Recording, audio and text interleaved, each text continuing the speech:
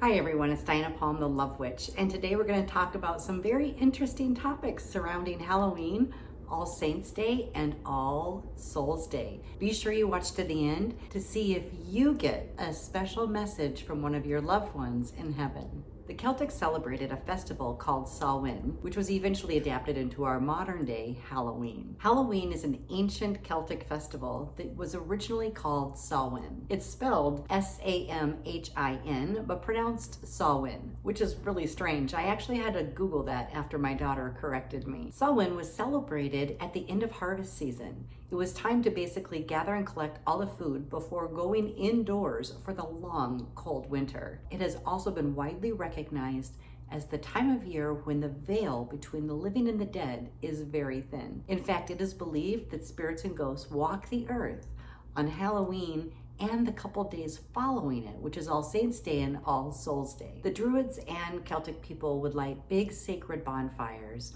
dress up in costume, particularly masks, to ward off and scare off the ghosts that were wandering the earth. This was a time of celebration and a time of telling fortunes. It was very common during this festival for the Druids to let everyone know what the fortune would be in the upcoming year. Druids were priests, the holy people, the soothsayers, the shaman. They very much healed people through the same techniques as modern day shaman, which is to say they used the spirit world with a combination of herbs and other holistic methods. After the ceremony, people would actually take some of the embers from the sacred fire, bringing it into each individual's home to light their hearth fire. Festivities that they enjoyed during Samhain were dancing, singing, telling fortunes, wearing costumes, and telling stories of the dead, recalling all their loved ones that they had lost and bringing them back into the present in a very heartwarming way, really acknowledging that their presence could be heard and often seen at this time of year. Many people actually feared leaving their house on Halloween because they didn't want to come nose to nose with a ghost. And this is why they created masks. If a person had to leave their house on Halloween after dark, they would put the mask on and then hopefully blend in with all the other spirits that were roaming the earth on that night. Other people left bowls of food on their doorstep to appease the ghosts and prevent them from entering their home. So it was a form of protection as well. The black cat also got incorporated into the modern day Halloween tradition, but it was believed that all the witches would turn themselves into a black cat so that they would not be recognized by everyone else. Scotland also had some interesting traditions around this time of year. They also used many fortune tellers and many different forms of divination. One of the ways that the young women would do this was to foretell their face of their upcoming husband. The young ladies would throw hazelnuts into a fire and wait for them to pop, explode, or burn. If the hazelnut burned rather than popping or exploding, that was a good sign. And some traditions have that the other way around. Another tradition surrounding husbands was that the cook would put a ring inside the mashed potatoes, and as everyone scooped up their plates and began eating, one person in the crowd would actually find the ring inside their mashed potatoes, and that indicated that they were the next to marry. The young women actually used many different divining techniques. They would scry into a mirror to see if they could find the face of their future husband standing behind them in the reflection. But they used many other methods of scrying as well. Sometimes the single ladies also ate a sugary dessert made out of walnuts, hazelnuts, and nutmeg before going to bed right on Halloween. It was said that if she ate this,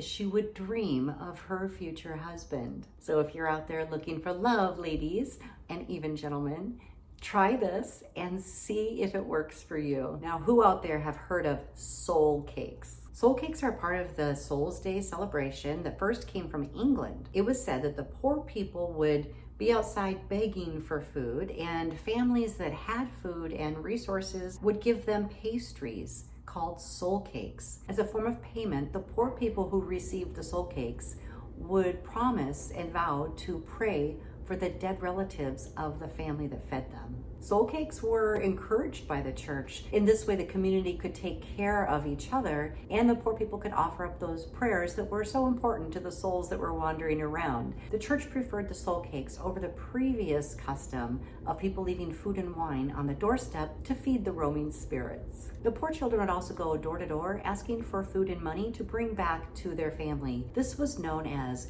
going a souling. Many times the children were given food, ale, and money. And this is how the custom of trick-or-treating first began. As the veil is thinning this time of year, you really want to be watchful for your own loved ones visiting on 3 special dates. That would be Halloween, October 31st, November 1st, which is All Saints Day, and November 2nd, which is All Souls Day. If you would like to develop any of your skills for mediumship and being able to connect with the other side, be sure you check out my online course called Master Your Mediumship. It's a phenomenal course, and it's on my website at www.dianapalm.com. Okay, everyone, if you're ready to see if you have a loved one specifically calling out to you in spirit this time of year, in just a moment, you're going to see a clip come up with a Halloween image, and behind it, you will see many, many names. So quickly scan it to see if you can find one of your loved ones. If your loved one's name is on there, I felt guided to write it down. I was given a message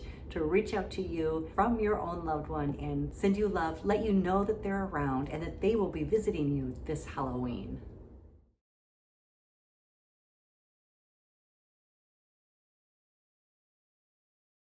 If you did not see the name in the spiritual Halloween puzzle, be sure you pay attention for the next 24 hours to see if you receive their name from a different source. It could be in a magazine, a book, a license plate, or even hearing it being called somewhere around you. If you get any of those signs, yes, this is truly from your loved one that's coming close because it's almost Halloween and they just want to say hello. They love you. And they're coming to visit you and wish you well. Give me a heart below if you like this video, subscribe and share it with your friends. Thank you for watching, everyone. I hope you found some valuable knowledge in this video and some enjoyable content that maybe you'll want to adapt into your own traditions around Halloween, Samhain, All Saints Day, and All Souls Day. Thank you so much, everyone. Have a blessed holiday.